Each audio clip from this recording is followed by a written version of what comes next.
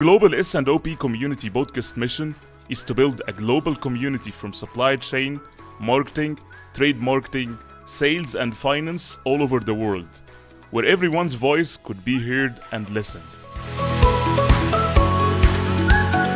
Every week, we host a new episode with great thought leader in the S&OP industry. We believe that one word, one story, or one conversation could open up the light in the screen of your consciousness and you'll never be the same again.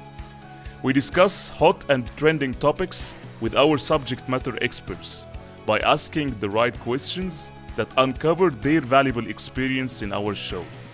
You can visit our website ahmedkhaled.co.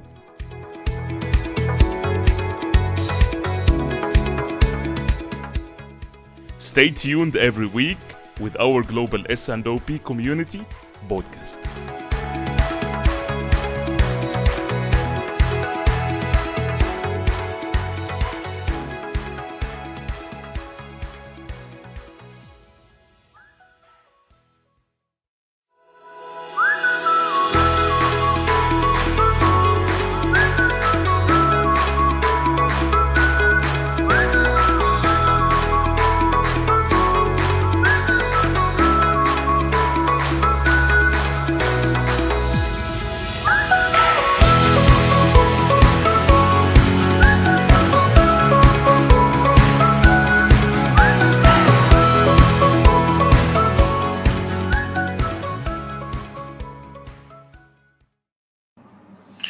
Hello, and welcome all our friends in the global S&OP community and all our lovely audience.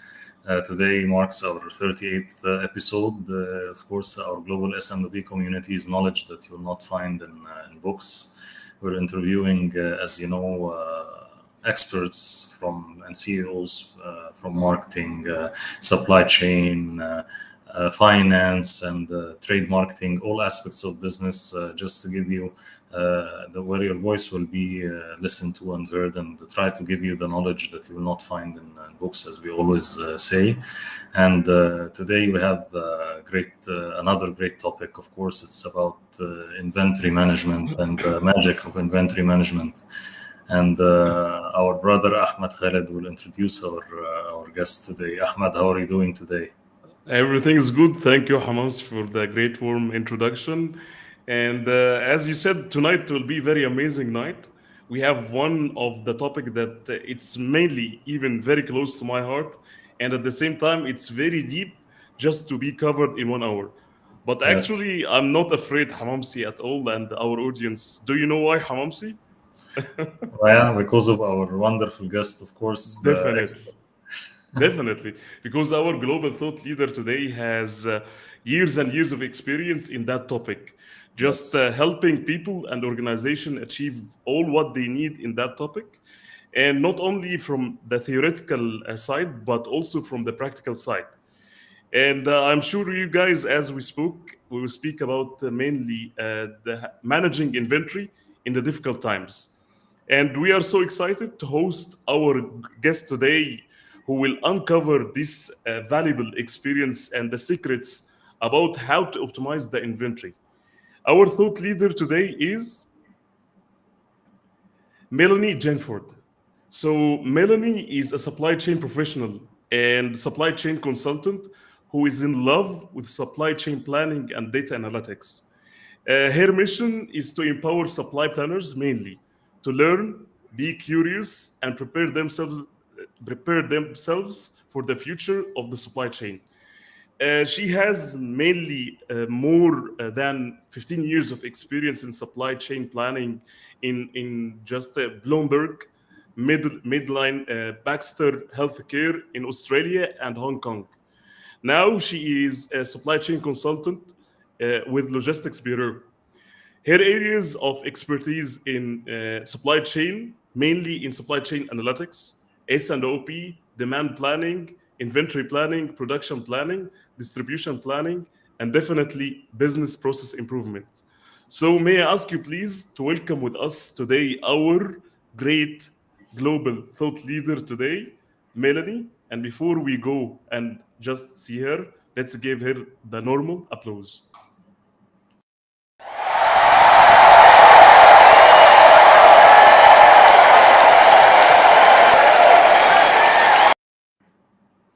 Hello, Melanie. Hi guys, thank you for that. That I was can tell lovely. you very early good morning today. Yes, it's early in Sydney. It's 6 a.m., huh? Correct. Yes, 6 a.m. Yes, great to have you, and thank you Yeah. again for giving us your valuable time. Definitely, it will be amazing experience, and I think a lot of people just wait for this episode because we want to understand the secrets and recipe sauce that you have based on your years and years of experience that you give it to the supply planning team. But if you Yes. allow me, before just jump into our Let's topic take today, from let's our yes audience. Yeah. send some greetings for our audience today. Yeah. Our Thank you, everyone. our thank you. Our Thank you, friend guys. Shia is sending hey. Thank you so Hi, much for Shea tuning Schneider. in. How are you? Thank you so much. Our friend Ahmad Rashid is sending Hi. greetings and just tagging Hazem Muhammad. Thank you so much, Thank you, Ahmad, Ahmed. for tuning in.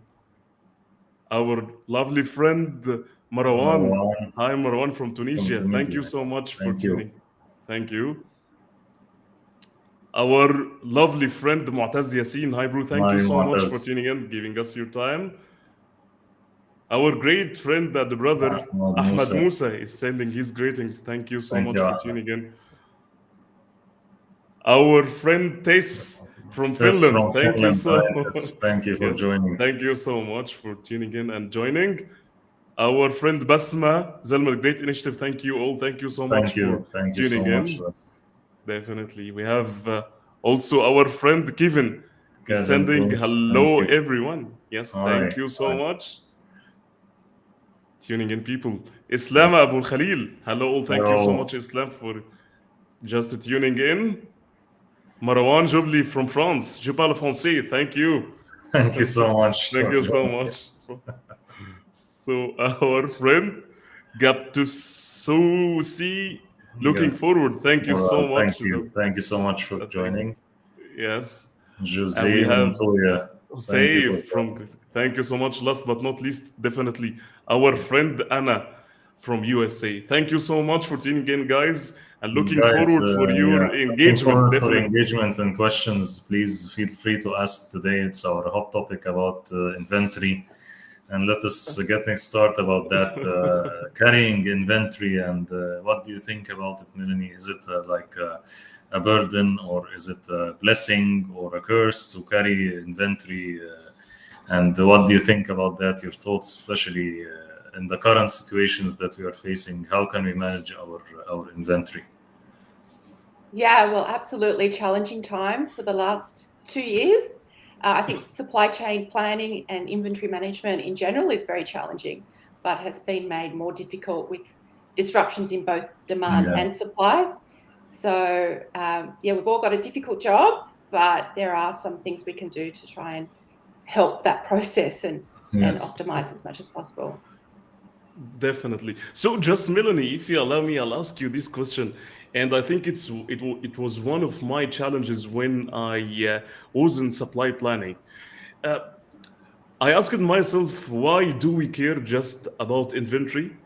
If I can just order one order and it covers me as much as I can, and I live in a very peaceful mood, and I don't order frequently, why shall I care about this?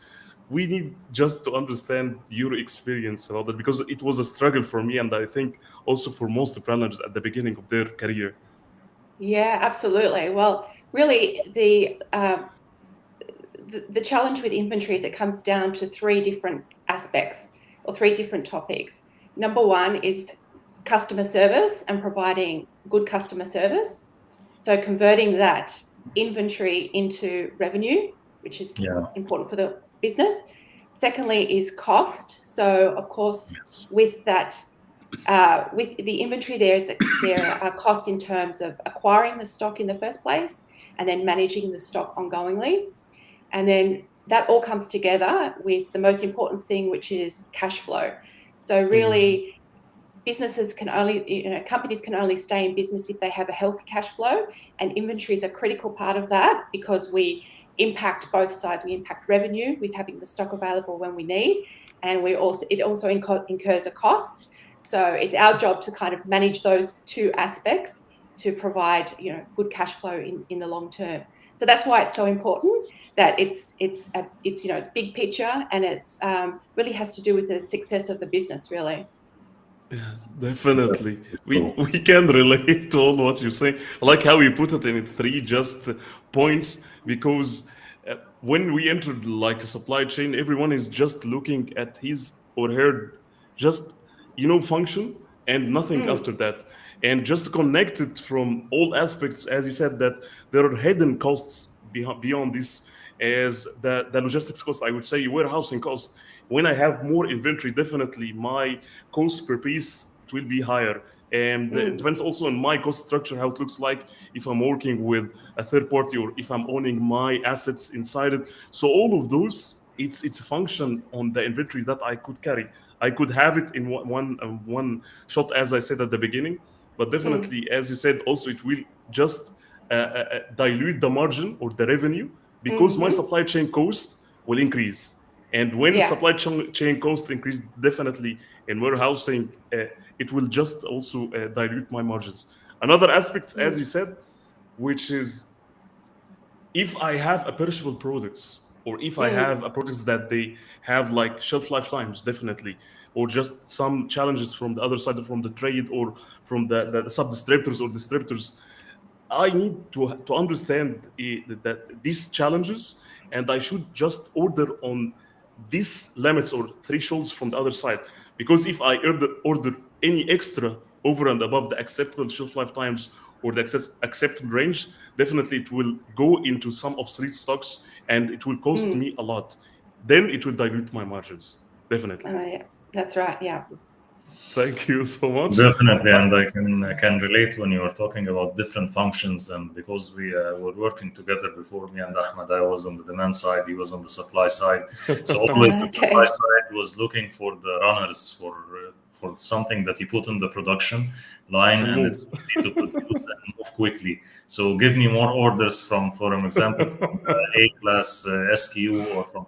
I'm telling them it doesn't work like this. So I'm looking at the demand of the market.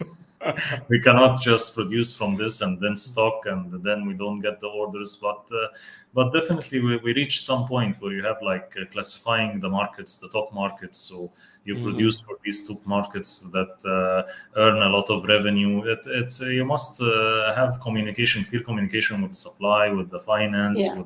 with the different teams, and get to a formula that you work on, so that you have good managing of stocks and safety stocks that are okay, not too much. Definitely. So to try to reduce the obsolete stocks and any kind of write-offs. Yeah, and 100%. you picked up on a really important factor there Yes. around segmentation, looking at Yes. segmenting your products, segmenting your customers, and yeah, there's a whole bunch of different ways we can segment our products and customers. So it's about choosing the best one for the situation, and then always prioritizing the most important Yes. SKUs and customers. 100%. Definitely. 100%. Yeah. We have our friend, our brother Ahmed Musa. He is saying that we used to teach supply chain practitioners that inventory is the devil and carrying stock is heavily affecting the overall cost. That's even true from the learner perspective, definitely. Yeah. And he's just sending something else. He's saying that, however, it's difficult time as of now. It seems that carrying stock is the best solution to mitigate the current risks. Is that really the best solution for short term? So I'll leave it to you, Dr. Melanie. I think at the moment it's necessary. There's so much variability in demand and supply. Yes. I mean, yes, we need to hold some additional stock to cover that. I mean, it's very important to also project forward as well, not just look at the short term, but sort of look at the longer term projections, do some scenario modeling based on, best case, worst case situations. Yeah. But yeah, I think at the moment it is probably one of the best options is just to hold a little bit extra stock. And I know talking with clients, that's how people are going, that they're, prepared to hold a little bit of extra stock to cover that right now. Definitely. That's why I think it's all about just balancing between the service level and Yeah. the you that it's constant benefits. I would say it's all about that. So if you want a higher service level, you need to optimize it. Definitely. Mm. If your forecast accuracy it's very volatile and you have a lot of errors, definitely you have to focus on the demand side to understand what's happening on the other side. But till you fix this from the demand side, you have to bear it in your supply side. Otherwise, you will be out of stock Mm. or just so you cannot take everything at the same time. So there is a cost and there is a benefits on the other side. If you want to have Mm-hmm. cash, definitely okay. Let's focus on the SQs that it's bringing the most revenues or just fulfilling the business imperatives. But you will not be able to take everything at the same time. We are just living in a VUCA situation, VUCA life. So let's admit on this, definitely. Yeah, definitely. So And when we go to that, like we said, we need to segment the markets, and we need to be clear. I think to the distributors and to the markets that some or to the market managers or to our representatives on those markets that they communicate that there will be might be a delay in an order or something to these markets that are small or these markets that are not representing a high portion of the margin, for example. So Mm-hmm. you definitely, must communicate that clearly, because if you don't deliver on time, you may lose the customer. So it must be a collaboration 100%. with the customer. 100%. So if you allow me, I'll jump into the next question. Our friend Ahmad Qasim, he's asking how to manage carrying inventory versus inventory turnover. I think it's a very nice question. So yeah, I would come back to models different options and then look for the option that is most appealing to, and acceptable to the business. So it is a trade-off between holding too much, holding extra stock and having a low risk of running out versus having high turns. So different industries have different sort of benchmarks in terms of Yeah. inventory turnover. So it's important to consider your specific organization, your industry, and do some benchmarking with other organizations if you can. Definitely. I totally agree with you, Melanie, on that point. And I think also from managing carrying inventory versus the turnover, just it's a KPI, but let's dig deep a little bit on the logical thinking beyond the inventory itself. Are we able, as you said at the beginning, Melanie, that we have a segmentation inside our inventory? Like, what is our, let's say, safety stock for these products? What's the maintained safety stocks? What is our maintained cycle stock? What Mm, is anything over and above this? This is the norm that we are maintaining. Anything over and above this, it will be overstock. But there is also another horizon over and above this. There is overstock that could be depleted. Okay, because as I spoke at the beginning, maybe you have perishable products, and these products will be expired at a certain point of time. Maybe I have a high coverage over and above the acceptable shelf lifetime or the balanced shelf lifetime for these products. And then you have some products, if I say about the overstock, you have some products, they have like just obsolete stocks that just most probably what does mean by obsolete stock, that you have stock, but you neither have sales for a specific horizon or you have a forecast on the coming horizon. So those products you have to focus on it because eventually it will hit your margin in the P&L itself. And after that, definitely you have the expired stocks. So if you don't have this segregation on a product level or segmentation level inside your reporting system, if you don't have this visibility, I'm telling you, you'll be blind. So it's again mm, inventory turnover, inventory carrying. It's you just look at it from lump sum, but you have to dig deep to understand what's going on. You have to take care about it. Why we have all of this overstock? Sometimes I'm telling you, sometimes we had some challenges because MOQ, minimum mm-hmm, order quantity, can mm, cover you like 12 months. And we agree, no problem at all. And we come at the end of the shelf lifetime or just the life cycle of this. Why we order all of this? Just you will Yes. see one order, and and then you will not have any order again because the stocks are there. Definitely you have stocks, but you cannot use it. Why you cannot use it? Because the shelf lifetime is over. And you have two choices. Either you will deplete this, accept it, or you have another order with the same supplier with another MOQ, which will dilute your margin again.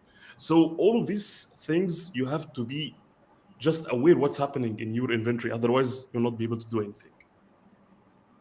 Yeah, and I would add to that. I do a lot of modeling on client data, and it's surprising what an impact minimum order quantity has on your overall inventory. So it's definitely something for everyone to watch out for, is to consider how much cover the MOQs actually are, because surprisingly, it really pushes up inventory significantly in a lot of organizations. Yeah. Usually, when I used to work in one organization, we wouldn't order if it's below minimum order quantity, and we would segregate and consolidate from different markets till we get the orders from different markets, cover one batch. We don't make the order, because usually this goes to obsolete stock, or at the end of the day you sell this with very huge discounts that cuts your profit. So we were like 90-95% strict on that, to not make the minimum order quantity, or make the order with the minimum order quantity.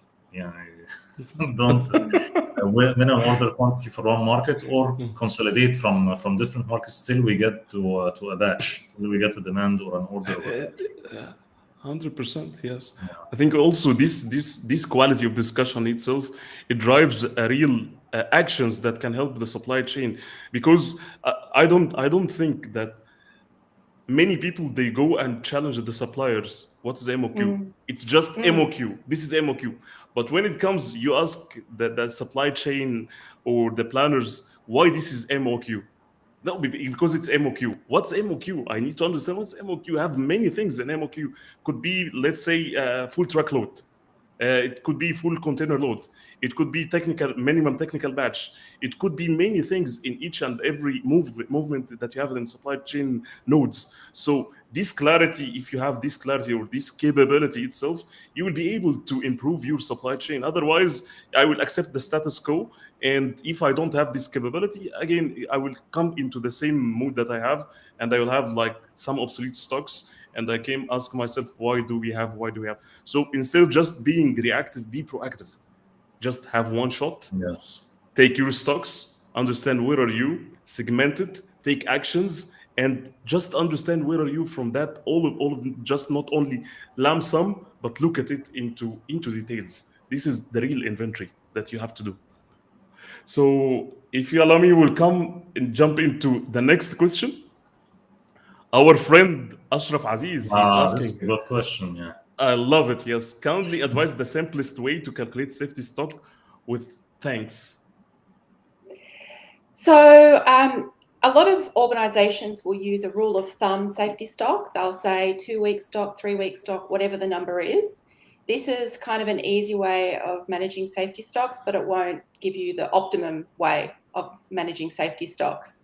So for me, the next level up from this is to calculate using a safety stock formula that considers lead times, service levels, variation in demand, to calculate an optimal safety stock for the entire product portfolio, and use that as a rule of thumb. And then beyond that, the optimum way of doing that is to have individual safety stocks calculated for each specific item in each location. So there's kind of like 3 levels of maturity in my mind, and it just depends on the organization, the systems and software that you're using will dictate which one you would use. Yeah, definitely. I think, Melanie, that's a great answer. And I used this before also in one of the companies before. We talk to the distributors and agree with the distributors that this is the level of safety stock per SKU. This is the number of days that we're going to have it at your end. And this is the number of days that we expect to have at our end.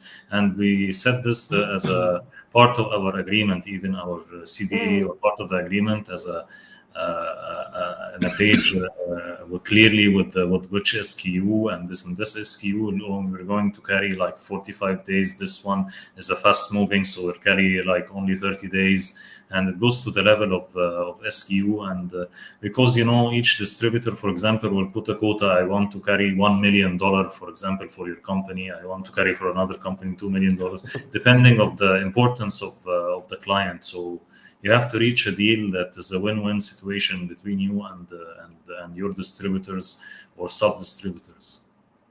100%. Yeah. Thank you, Ahmad. Melanie. We'll jump into our friends. Jose is saying aging inventory is a key element to monitor. Definitely. Thank you so much. Our friend Bassem Hussam is saying hello, everyone. Thank you so Hello, much for that's tuning in. Thank you. Our friend Kevin, be aware that Bolo. good work. Definitely. Thank you so much. Our friend Abu Talib, amazing meeting. Thank you so much. I think this quote or this phrase, it's very nice from Ayman Saber. Excellent, I think. Yeah. He's saying we can replace safety stock by lead time safety. I think it's very. If you allow me, I'll just jump into this one because we had also experienced that. Definitely, there is a big difference between safety stock and safety time. Safety stock, it's a fixed quantity, I would say, and you can just recalculate it from a time to time. Safety time, it's most probably it's dynamic formula. It's function in the forecast itself. Definitely, it's good, but you cannot use it like one size fits all. Because again, if you have SKUs or products that they have a higher volatility or just coefficient of variation very high, and the forecast accuracy for it, it's very low.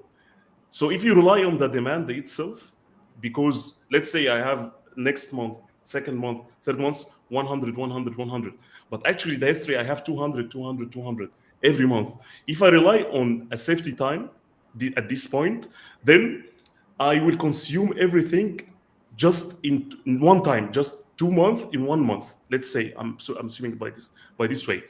But if you calculate the safety stock, you have a fixed quantity. Once you raise or just go below the 200 itself, it will trigger reorder point. So it's good, definitely. Safety stock, it can be good for some cases, and the safety time also can be good for some cases. You cannot just use one size fits all, definitely. And if you guys, just Melanie or Ahmad, if you want to add anything, please go ahead. Okay.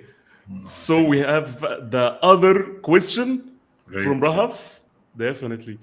Thank you so much, Rahaf. She's saying, don't you think that the current disturbance we are facing making JIT an invisible option, especially for FMCG business that has a high variation in both supply Supply and and demand? demand. Definitely. It's a very nice question. Yeah, I mean, absolutely. The impacts of low inventory or just-in-time lean inventory have been felt by a lot of companies. So yeah, we're finding that companies are kind of moving away from wanting to have JIT or lean right now, for all the reasons that you mentioned, actually. Definitely, we cannot have it like we must go for classification and segmentation, as we said, and as Ahmed was saying, like we're having XYZ, for example, which Z is a high volatile product. You cannot work on a just in time on it, or the A class for now with all this disturbance in supply and demand. You must have stocks. It's you cannot work on GIT, I think, in the current situations and the wars and virus, the corona. We have a lot of disruptions happening now. 100%. Yeah. And with my due respect, also, if you can, I put also my experience here. If we are as a supply chain, we need to work on just in time at a certain point of time, and our supply reliability for a specific supplier, it's aimless. I would say, how come that we can rely on just in time? We are just lying to ourselves, definitely. So just in time, you can apply it with a reliable suppliers. You can think about this, but you cannot just apply it with everyone. And also, just in time, it needs too much just SRM and CRM from other sides. It's not only one way, because if you don't have just the power or the emotions or the effort to invest with your suppliers, and from the other side also from the supplier to invest it with you, the just in time, it will never work. It needs a lot of work, huge I, work in that I time. think if I may add again, I think just in time was developed like from, if I'm not mistaken, like with Toyota or big companies like in Japan, that they had their suppliers, they had vertical integration with suppliers, and the suppliers was very close to the company and very close to the manufacturing site, so they could work with this just in time. It was easier for them. But when we came to practicality and with all the disruptions that's happened, like company dealing with 1,000+ SKUs and have suppliers in China, have suppliers in different countries, with all what's happening, it's I think it can never work, as you're saying, because 100%. the number of variations and the amount of variations is huge. So That's why it's not about theories again. Yeah, yes, it's lovely when we read it from a book, when we read it from a book, but when it comes to implementation, and we are all practitioners, when it comes to implementation itself, it takes time, it takes effort. And if you don't know why you are doing this just in time and what will be the benefit for your business, then don't do it. What will be if you don't have the clarity on that? I'm telling you, don't do it. Because if you don't have these benefits very clear, then it's aimless. Okay, so I will we're jump into the having a next lot of question. thank you to the audience for having a lot of Lovely, questions. very engagement today. Yeah. It's high engagement. So our LinkedIn user, thank you so much for tuning in. So he or she is asking, do you recommend to overstock and secure customer demand, or to stock out and survive the business bottom line? What do you think is better for people who work in short life cycle products like apparel or technology? That's a tricky question. What do you think, guys? I love this question, honestly. I Yeah. love this question. But again, I think that the balance here, it's all Yeah. about your cash flow, and do you have the capability and the ability to raise like a capital expense if you have a problem in your cash? Because what I'm saying now, secure or just customer demand. So you have a problem with your cash flow. At this moment, are you able to secure another cash flow from many sources, or you have a limited cash flow, you have to secure it? But anyway, there is a cost and benefit. I would say it from that side. If my problem it's about the cash flow itself, then definitely everything here it will be related to the service level. I will dedicate everything for the service level. And what do I mean here by service level? I will focus on the SKUs or the products that will give me the most revenue, or just what is my business imperatives. Could be like focus for me it's sales, could be for me like profit, could be for me like margin, because everything in that point it has definitely different direction. So from that perspective, I would prioritize my service level on that level, and I will see how it looks like from the inventory level, how much I would carry, and then I would prioritize. I would say that it's like reservoir or something like this. You have to fill it by the right priorities that will move or just achieve the business imperatives itself, and at the same time you will not get out from this level of the cash that you have. This is just my advice. I echo your voice here, and I think also it's back to segmentation. I try to focus on my A-class fast movers SKUs and run with them, and not to overstock from the B or C class that I'm expecting that they will not move now at all. So again, it's classification. So I need to focus maybe on the A class, on the X Y products, so that they will move fast, and I expect that the inventory and the cycle will move fast with these products. 100%. So definitely, I think it's classification and the country, geographic, and as you said, financials. We need to focus on the countries or the SKUs that will get me money at the end. Definitely. Totally agree. So we'll jump into the next question. Mm. We have our friend Islam Abu Khalil. He's saying that how to minimize the bullwhip effect in current condition. Specifically, it will cause a lot of inventory to be held. Yeah, so absolutely. Bullwhip is a an issue going on in companies right now. Really, the best way to deal with it is just to, in my view, is just to stay calm. Don't make knee-jerk reactions and decisions that could impact you down the track, whether that is just to cut off purchasing. If companies kind of are tempted to just stop purchasing if they're in an overstock position without considering that in 3 or 4 months' time, their service level will suffer. So my advice is to stay calm, model different scenarios, and then make decisions based on good information from those that you get from those scenario modeling, especially now in the turbulent times. 100%. So in this modeling, you'll have to make assumptions, and that's okay as long as you record the assumptions and you can go back and review and did those assumptions come true, and as you each month go through and refine your analysis and decisions based on those new information. 100%. If you allow me, please. Yes, please.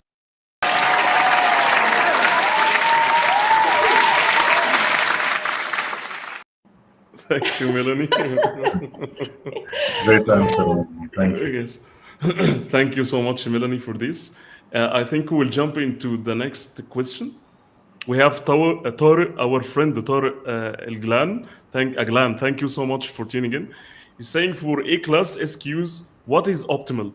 Having high safety stock or high coverage? So they're all linked, actually. So safety, as Ahmed said earlier, there's two components to inventory. There's safety stock and there's cycle stock. So when we talk about A-class items, we often want to hold stock to cover a higher service level. So that means that our safety stock will be higher than other codes with a lower target service level. So they're kind of linked, but yes, generally we want to hold higher safety stocks of A-class items compared to Bs and Cs. Yeah, definitely. Yes. Thank you, Melanie. Our friend Kevin, he's saying any safety stock value must take into account the MOQ for the reason mentioned. Great discussion. Thank you so much for tuning in. So another question from our friend Ashraf Aziz. He's saying, Melanie, from your perspective, what's the most important inventory KPI? It's a nice one. Yeah, so inventory KPI, stock turns or days of forward cover, something like that. So I would recommend measuring that, but it's important to know what you're measuring against. So what is your target? And definitely your target should not just be a number that's plucked from the air, really. It should be based on modeling to say, well, what is right for your organization? And your inventory holding is always just based on all the structure of your supply chains and all your inputs, and that gives you a number that you can work towards being your target. So in terms of inventory, I would say inventory turns, and then obviously the other side of that is customer service, and looking at product availability is a measure of how well you're planning. Do we have stock on the shelf when we want? So that's a good customer service KPI for planning purposes. And then for logistics, it's more DIFOT. Do we deliver in full and on time? Yes. Definitely. Yes. Thank you so much, Melanie. I think we have another question from our friend Gab Morali. Thank you so much for tuning in. He is saying, is inventory tracking in Pastel software effective in tracking and managing stock? I'm not sure what's Pastel. Yeah. I did not use Pastel. Have a look into that. Maybe it's software, some software. Yeah, it's a software, but did you use it before, Melanie? I haven't actually. No, I'll have a look after this. But I think we'll take a look at it if we know someone who used it or something. Definitely, we will come back to you. We'll have it after. Yes, thank you so much for tuning in. Thank you for the question. Yes, our friend Marwan, he is asking, what is please the standard frequency for updating safety stock? I think it's very nice. No, I think we had this question on our questions. So Marwan, thank you so much. I think he read it. Thank Yes. you, Marwan. So it really depends. For me, it depends on the business. So if you have very stable business, you can get by Yes. with reviewing safety stock relatively infrequently, maybe twice a year. I mean, at an extreme. But as your business is more variable, we should review it more often. Generally, maybe every 1 to 2 to 3 months as a minimum. There are some software that actually dynamically calculate the safety stock Yes. every time they run. So it just really depends on your business and the software that you're using. Yeah. But somewhere If in you those ranges. if you allow me, I'll add something here also, Melanie. I think frequency, as you said, that if the business is stable, so I think the duration could be just higher or just can increase the duration itself. I'm looking at a perspective where if you have a repetitive service level challenges, I'm not talking about supply or just demand, but if SQs that I have always demand related, I would say, and even supply related, then there is some challenges here I need to dig deep. In that point, I don't just leave it for 3 months. I could say after 3 months you can change your safety stock, or 6 months. But if I have a repetitive, just every month I have challenge where I have X orders and I fulfilled 50% from these orders, I need to understand what's happening here. Is it even it's demand related? Then and this demand related is not fixed. Then I have to build this in my modeling and safety stock. And if it's supply, I need to understand why there is a supply issues. So don't just wait for 3 months, 4 months, because again we were in the same challenge before. Just don't wait for a specific Yeah. period and then go and update. If you see something that doesn't make sense, go and update the safety stock or the safety time itself, and speak directly. Because again, I put myself in the other hand. Speak directly that with the supplier or just based on your supply network. Because if you update your safety stock or safety time one time, it will just demand higher net requirements. And if you cannot fulfill it, then it will disrupt all your supply chain network. So before just updating your safety stock or having it higher in one day, you have to understand, will you be able to fulfill this unconstrained demand that you want or not? This is just my view, I would say, from practical point. So we'll jump into the next Yes. question. We have many questions today, huh?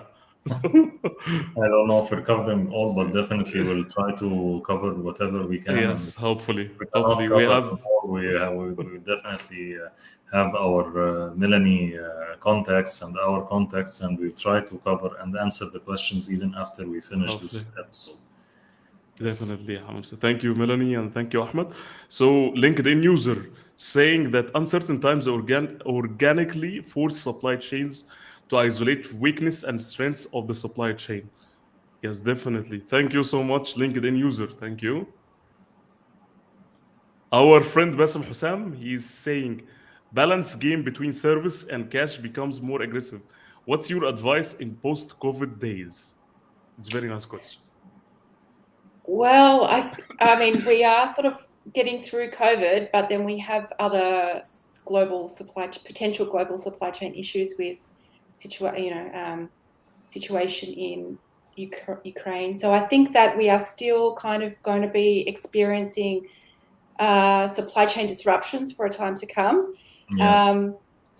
I think once we get through all these disruptions, everyone will have a lot of learnings about how to deal with these issues. So hopefully one day when it becomes a little bit more calm, everyone will just be able to relax, and it'll just be easy compared to what people have been through over the last couple of years.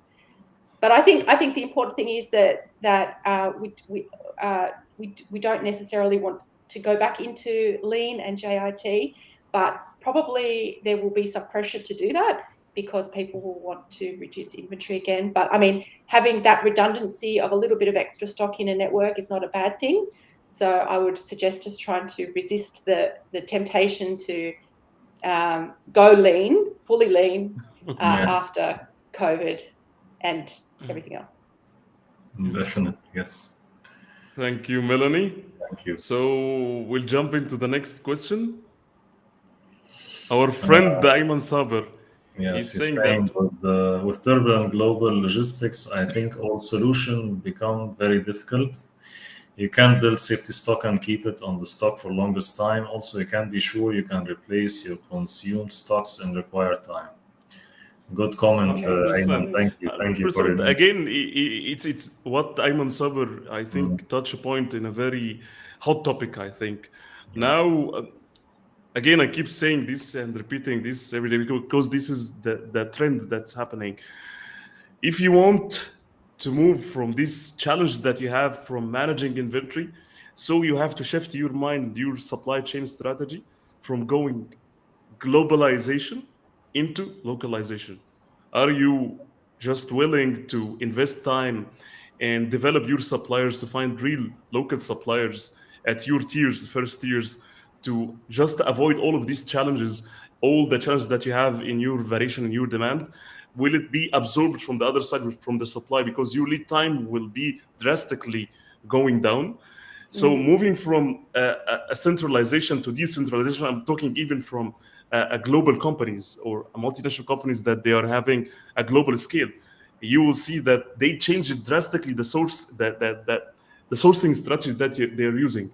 They moved from a centralization methods into decentralization methods because they understand after post COVID-19 or just during COVID-19, our supply chain is very not I would say I wouldn't say resilient, but it's vulnerable. It's vulnerable. At any Mm. time you could have Mm, disruptions and it would could take you out of the market and you'll not be sustainable again. So most companies they moved from a centralized supply chain into decentralized supply chain because they start to understand the value of having a localization. Everything is in your hand, so it's controllable. I wouldn't say 100% controllable because even if you have a localization, if you have a local supplier, you have multiple tiers, it will be also important, but at least you will be able to cater for, and it gives you time because of the buffer stocks that you have. You will be able to take decision in just in a short time or a medium term time. So again, it's just moving. If you want to overcome all of these challenges of holding inventory, you have to shift your sourcing strategy. definitely. So I'll jump into the next question. Our friend Kamli Cohn. Going on, yeah. So much disruptions and uncertainties we experience in the world today has called for a rethink of concepts. Again, JIT. In practice, it calls for a lot of investment and capabilities. It seems almost impossible. Mm. Definitely. Thank you, Kamli Cohn. Thank you so much for this adding value. Our friend Kevin is saying that it could be also the highest margined items as well. Those needs to Yes, have a very high availability. yes, Definitely, definitely. Kevin. This is what we're talking about financially. We should manage it and think about it financially. Yeah. Thank you so much, Kevin. Jump into the next question from our friend Khaled Al-Dosari. He is saying thank you so much, definitely, Khaled, for tuning in. And he's saying thank you for the valuable insights. Question: have you used solvers in optimization like linear programming, non-linear programming? If so, how?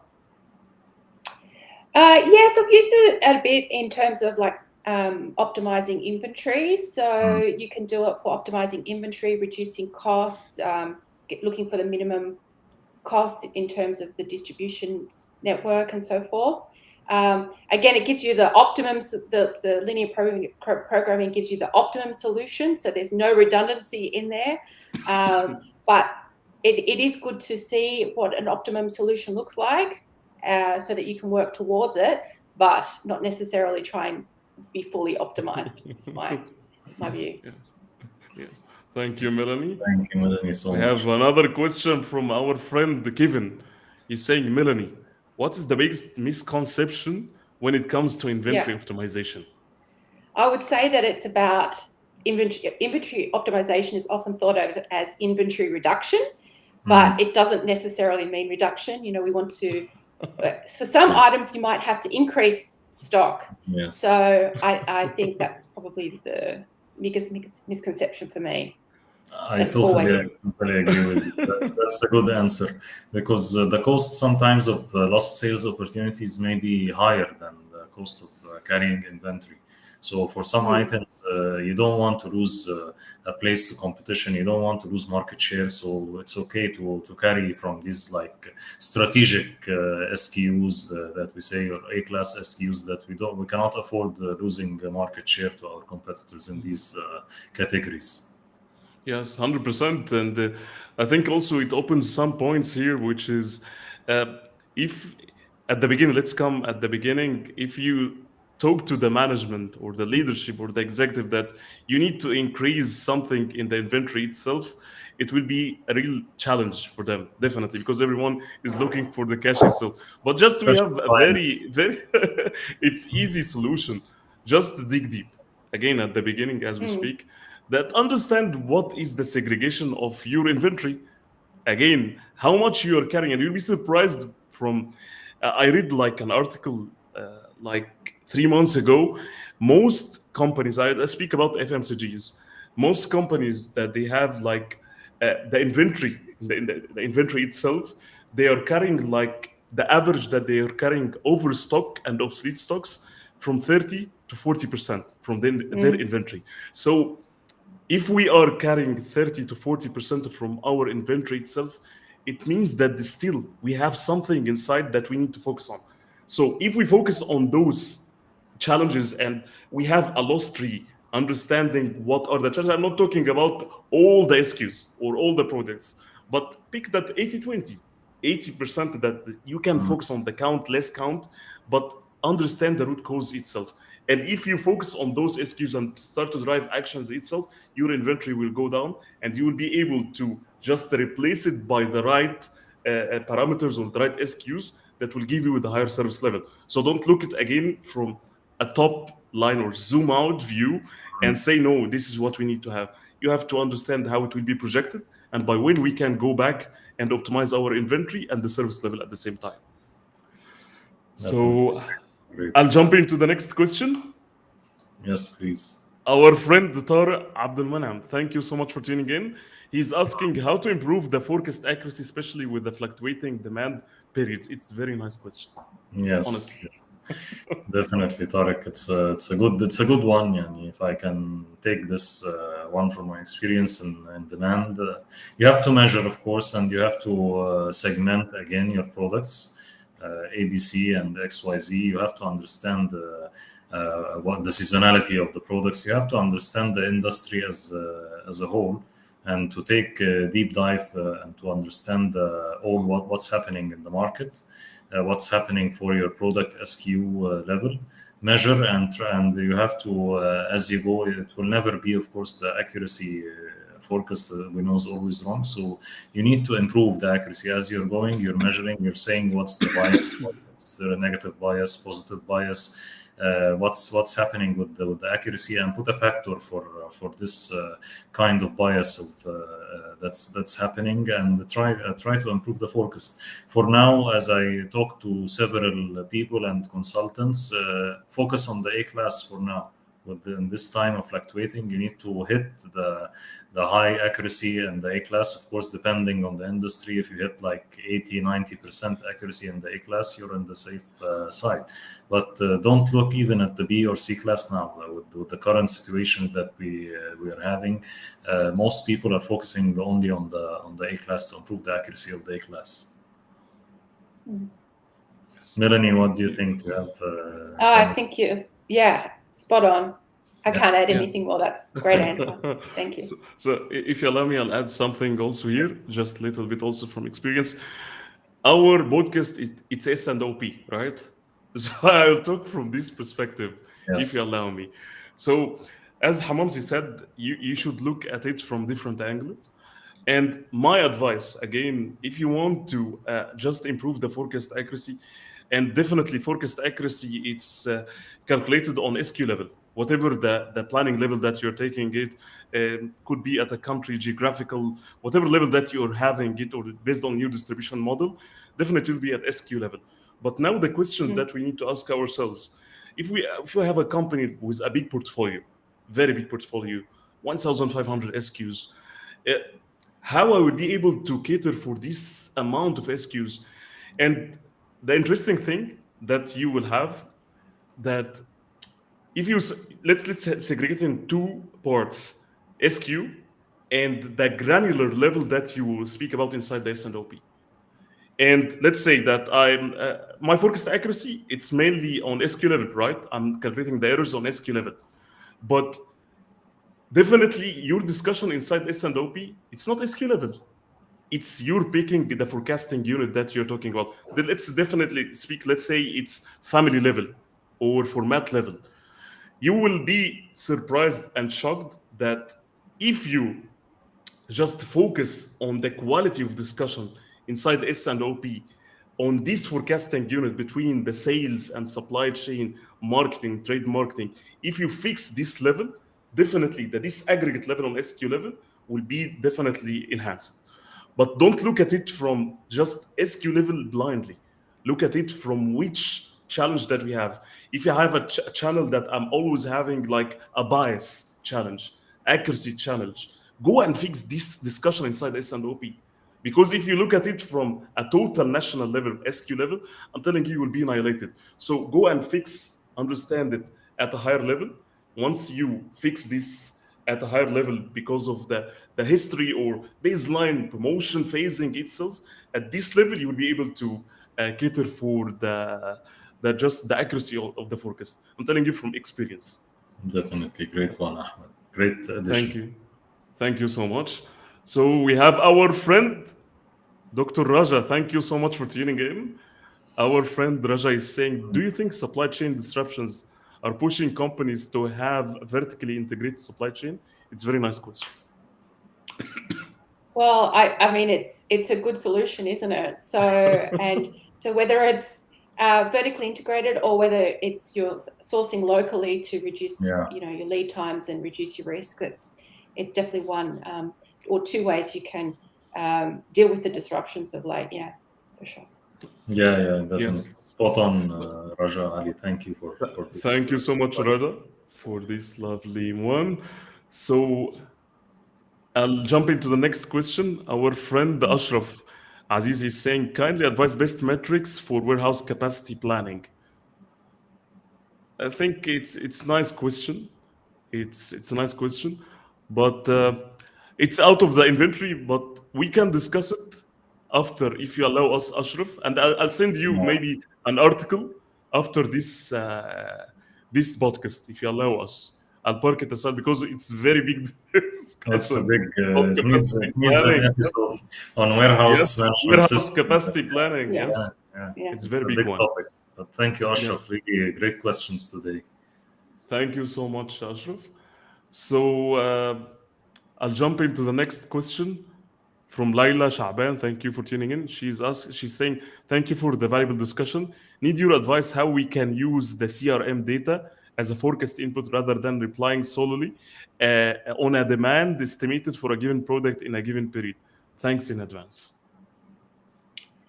Yeah. So, I mean, it's around converting that information in the CRM into numbers Yeah, specifically, and then incorporating that into the baseline statistical forecast that you start, your month with for your monthly demand planning cycle. So, I mean, there are ways to automate that, or you can look at doing it, as part of a review and inputting it into the forecast that way. yeah, 100%. definitely. It can be an input coming from marketing sometimes Mm. from their side comes from they have customer relationships sometimes in some industries, softwares, and they are working with. I'll speak from my experience. Also, they're working, for example, with patients, with number of visits to patients, for example, in pharmaceuticals, and then you are trying to put this data on and converting it into numbers and shares, and then putting this in the baseline. So yeah, it can work, but needs a high degree of collaboration. It needs maybe the high level of maturity in the organization that you can do this every month and link between the CRM software and any kind of forecasting also software that you are using. Definitely. Thank you, Ahmed. Thank you, Melanie. We have our friend Shamsuddin is saying good Thank you, session and good Shams, subject. so Thank you much. so much, Shams. Our friend Ahmed Ramzi, thank you for tuning in. He's asking how to make sure that my inventory is optimized. What measure or reference to make sure my inventory is optimized? So, as I mentioned before, I would suggest modeling your theoretical inventory level based on the setup of your supply chain and comparing that theoretical level to your actual level, and you will see whether it is close to being optimized based on your current setup. There are some beyond that. You can look at the way that your supply chain is set up. And look at optimizing the different aspects of those supply chain setups. So looking at your network setup, the number of warehouses is really integral in the amount of stock you have to hold. The more warehouses you have, the more stock you have to hold all Across the over. network. So look at network, look at your range, whether you stock your products at every single warehouse. That pushes up your inventory. Look at your forecast accuracy, looking at your target service levels, your lead times as well, and your replenishment cycles. So they're all the inputs into your supply chain structure. And if you wanted to you could look at optimizing some of those different aspects to fully optimize your inventory. If you allow me. If you allow me. Please.